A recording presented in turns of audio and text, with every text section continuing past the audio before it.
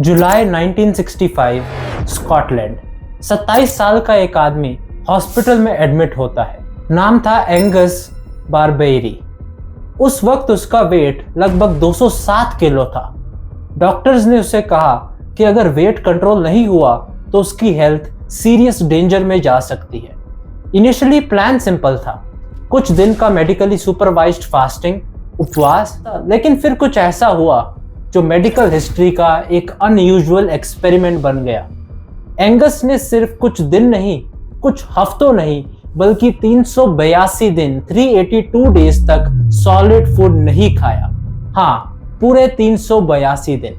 इस दौरान उसने ना ब्रेकफास्ट किया, ना लंच, ना डिनर, सिर्फ वाटर, विटामिन्स और इलेक्ट्रोलाइट्स लिए डॉक्टर सुपरविजन में। और सबसे सरप्राइजिंग बात, जब ये फास्टिंग, ये उपवास खत्म हुआ तो उसका वेट 207 किलो से गिरकर लगभग 82 किलो हो चुका था और वो जिंदा था, स्टेबल था।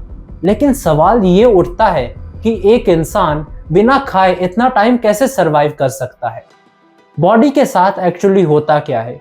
नॉर्मली जब हम खाना खाते हैं तो बॉडी ग्लूकोज यूज करती है एनर्जी के लिए, लेकिन जब खाना मिलना बंद हो जाता है तो बॉडी सर्वाइवल मोड में चली जाती है। सबसे पहले बॉडी स्टोर ग्लाइकोजन यूज करती है जो लिवर और मसल्स में होता है।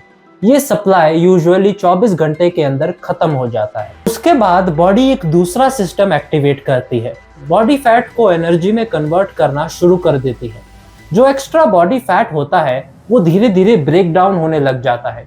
लिवर उस फैट से कीटोन्स बनाता है जो ब्रेन और बॉडी को एनर्जी देने लगते हैं। इसी प्रोसेस को कीटोसिस कहा जाता है। अगर बॉडी में फैट रिजर्व ज्यादा हो तो बॉडी कुछ टाइम तक इसी स्टोर एनर्जी पर सरवाइव कर सकती है। एंगस बारबेरी के केस में भी कुछ ऐसा ही हुआ।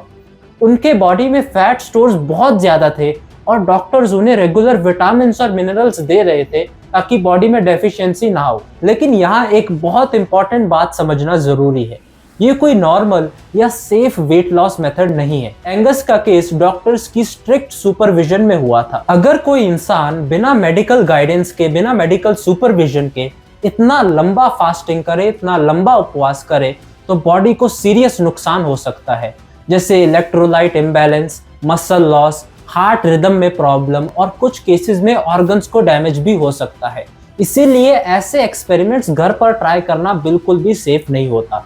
इस स्टोरी का असली लेसन ये नहीं है कि खाना छोड़ दिया जाए, असली लेसन ये है कि ह्यूमन बॉडी के पास अमेजिंग सर्वाइवल सिस्टम्स होते हैं जो कि बॉडी को मुश्किल से मुश्किल घड़ी में भी सपोर्ट करते हैं।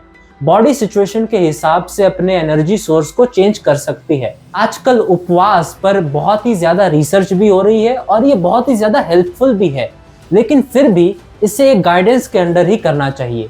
अभी भी वेट लॉस का सबसे सेफ तरीका यही है कि बैलेंस डाइट को फॉलो करें, रेगुलर फिजिकल एक्टिविटी करें, अच्छी नींद ले और सस्टेनेबल हैबिट्स को फॉलो करें। एंगस बारबेरी का केस मेडिकल हिस्ट्री का एक इंटरेस्टिंग चैप्टर है जो दिखाता है कि बॉडी कभी कभी बहुत अनयूजुअल सिचुएशंस में भी अडेप्ट कर सकती है।